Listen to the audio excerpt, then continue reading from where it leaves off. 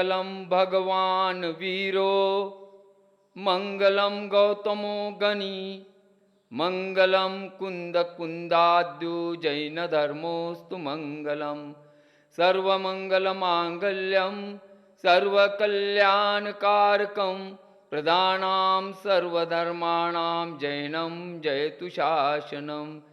जय बोलो दिव्य देव प्रभु श्री रामचंद्र की जय। मूल नायक विश्वहितंकर चिंतामणि पारसनाथ भगवान की जय। प्रथमाचार्य चारित्र चक्रवर्ती आचार्य श्री शांति सागर जी गुरुदेव की जय।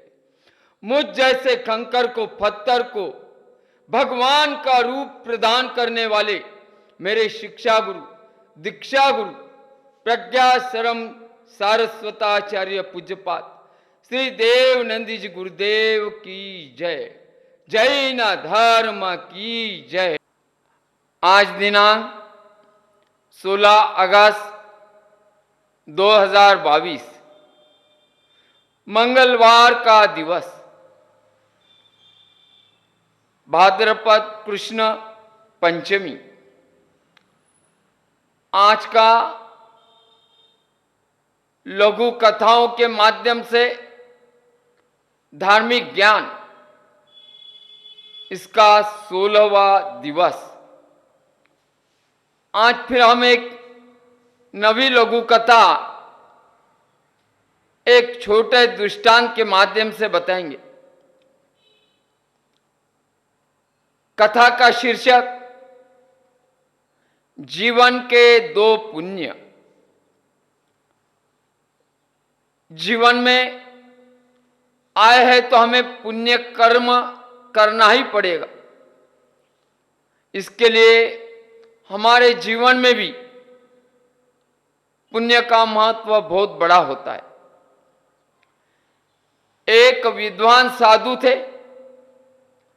साधु दुनियादारी से दूर रहते थे। साधु अपनी ईमानदारी, सेवा तथा ज्ञान के लिए प्रसिद्ध थे।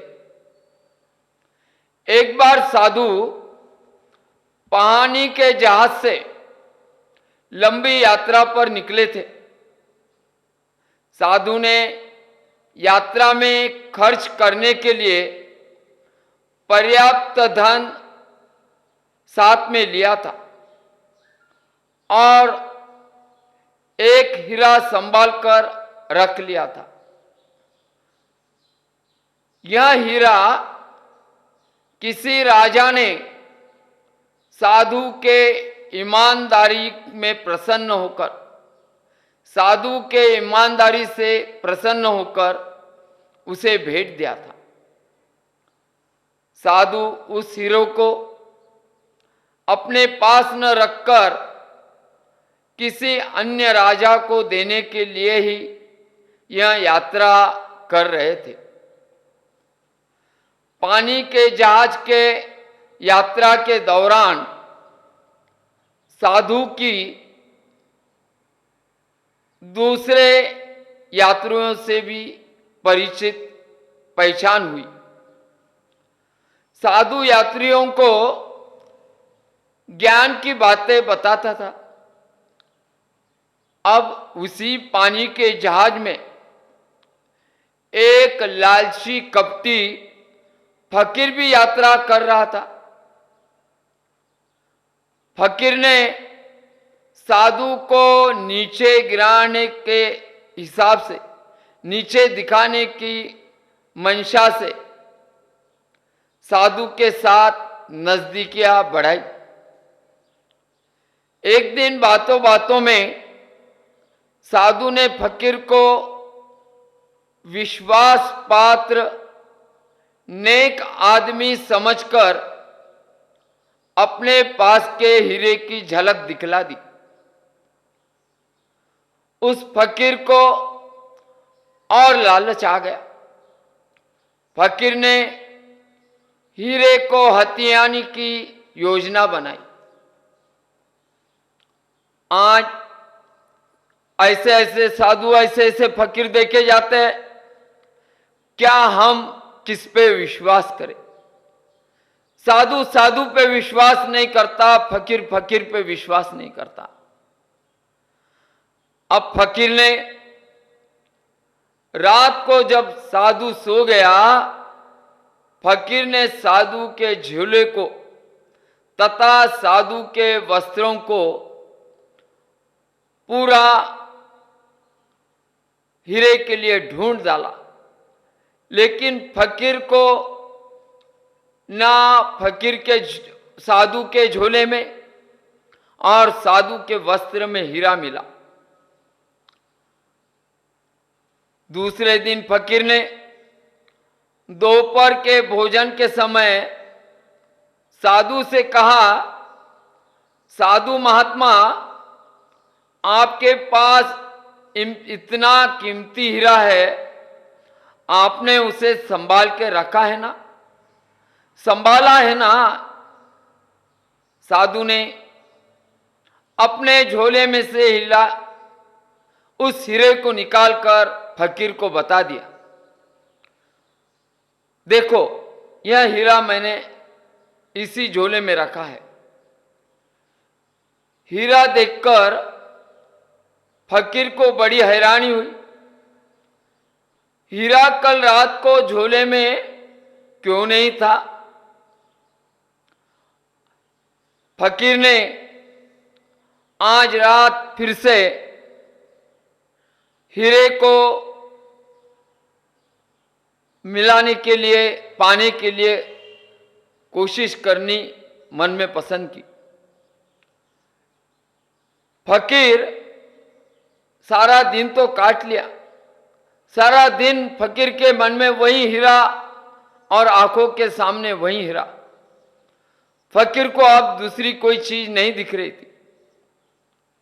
सांझ होते ही अपने कपड़े टांगकर, सामान रखकर,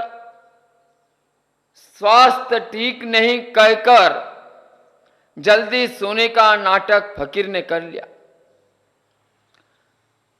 साधु निश्चित समय पर, ठीक समय पर संध्या अर्चना पूजा के पश्चात साधु कमरे में आया तो साधु ने फकीर को सोता हुआ देखा।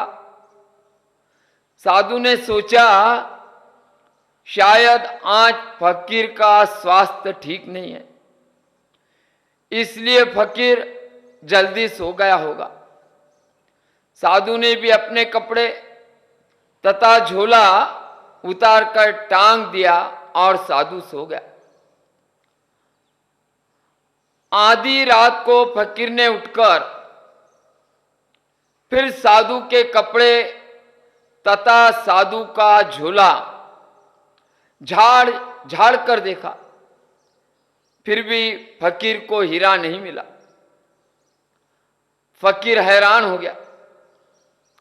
अगले दिन उदास मन से फकीर ने साधु से कहा, साधु से पूछा, साधु बाबा, इतना कीमती हीरा संभाल कर रखा है ना? यहां जहाज पर बहुत से चोर है। साधु ने फिर अपनी पोटली खोली, झोला खोला और फकीर को हीरा दिखा दिया। फकीर अब पूरी तरह हैरान और परेशान था। फकीर ने अपने मन में जो प्रश्न उठ रहा था उसे खुलकर साधु को कह दिया और फकीर ने साधु से पूछ लिया, मैं पिछली 2 रातों से आपके कपड़े तथा झोले में इस हीरे को ढूंढ रहा, इस हीरे को ढूंढता रहा, मगर मुझे हीरा नहीं मिला। ऐसा क्यों हो? रात को हीरा कहां चला जाता है?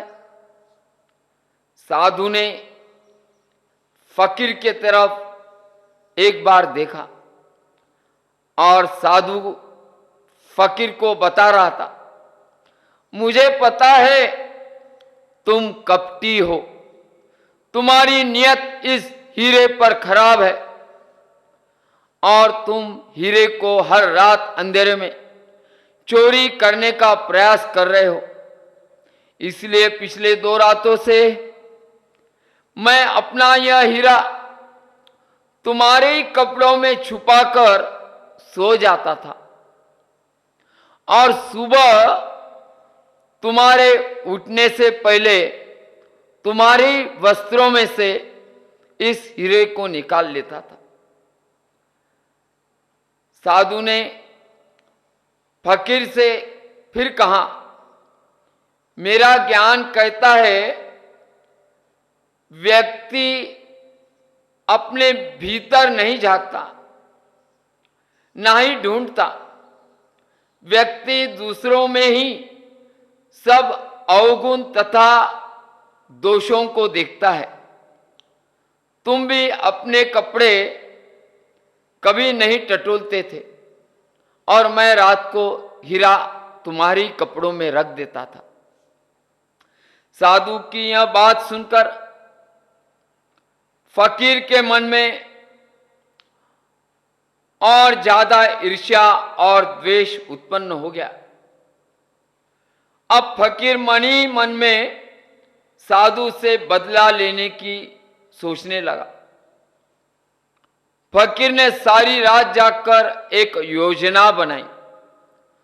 दूसरे दिन सुबह सुबह फकीर जोर जोर से चिल्लाना शुरू कर दिया, हाय मैं मर गया, हाय मैं मर गया, मेरा एक कीमती हीरा चोरी हो गया।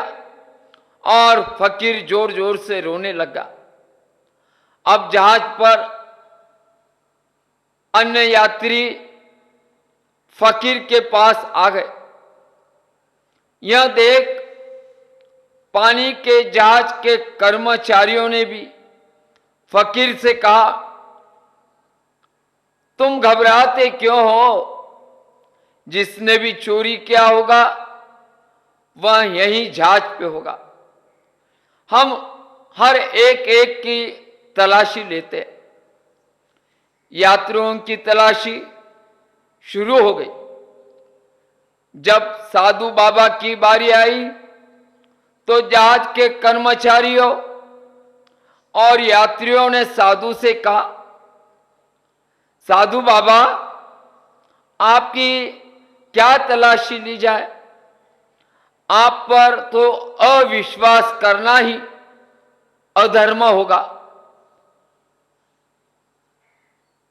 साधु यह सुनकर बोले, नहीं, जिसका हीरा चोरी हुआ है उसके मन में शंका बनी रहेगी, इसलिए मेरी भी तलाशी ली जाए। साधु बाबा की तलाशी ली गई। साधु बाबा के पास कुछ भी नहीं मिला। हम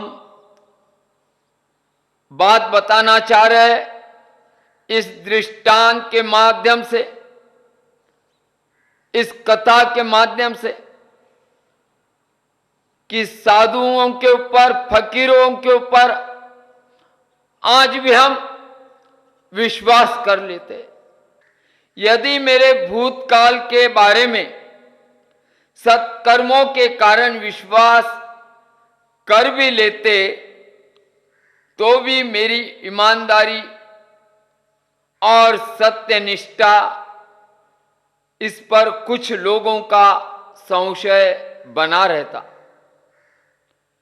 मैं धन तथा हीरा तो गंवा सकता हूं, लेकिन ईमानदारी और सत्यनिष्ठा खो नहीं सकता और खोना नहीं चाहता। यही मेरे पुण्य कर्म है। उस फकीर ने साधु बाबा से माफी मांगी और साधु बाबा के पैर पकड़कर गिड़गिड़ाने लगा। आज इस कथा के माध्यम से हमें यही शिक्षा लेनी है। जीवन और यह संसार चलता ही रहेगा। लेकिन इस जीवन में हम क्या कर रहे हैं? हमको लगता है छल कपट से हम लोगों को उल्लू बना रहे हैं, फंसा रहे हैं। लेकिन ध्यान में रखना, तुम्हारा छल कपट लोगों को उल्लू सीधा नहीं बना रहा, तुम खुद को उल्लू सीधा कर रहे हो। यही कपट, यही छल तुम्हारे कर्म अशुभ कर्म बनकर तुम्हारी पास लौट के आने वाले। और जिस दिन यह अशुभ कर्म तुम्हारे पास लौट के आएंगे, शायद वह कर्म अगर उदय में आएगा, कोई भी व्यक्ति जगत का ना तुम्हारे ऊपर विश्वास करेगा, ना तुम्हारे को ईमानदार कहेगा। हर व्यक्ति तुम्हें उसी नजर से देखेगा, विश्वासघात की, कि तुम विश्वासघात करते हो। जीवन में सांस चले गई, हमारी जीवन की सांस बंद हो गई, चले गई, वापस नहीं आने वाली। लोगों का हमारे ऊपर एक बार का विश्वास चला गया, कभी भी लौट के नहीं आने वाला। इसलिए हमें धर्म के मार्ग पर, धर्म पे निष्ठा रखते हुए, धार्मिकता से जिनवानी अरिहंत भगवान के मार्ग पे बताए हुए मार्ग पर चलना है और पुण्य कमाना है। साधु ने 2 पुण्य कमाए थे, पहला पुण्य ईमानदारी और दूसरा पुण्य विश्वास। हमें भी आज ईमानदारी को नहीं छोड़ना है और लोगों के दिल में हमारा विश्वास बनाए रखना है। यही धर्म कहता है। जय बोलो प्रभु श्री रामचंद्र की जय। जय बोलो मूल नायक विश्व हितंकर चिंतामणि पारसनाथ भगवान की जय। जय बोलो जैन धर्म की जय।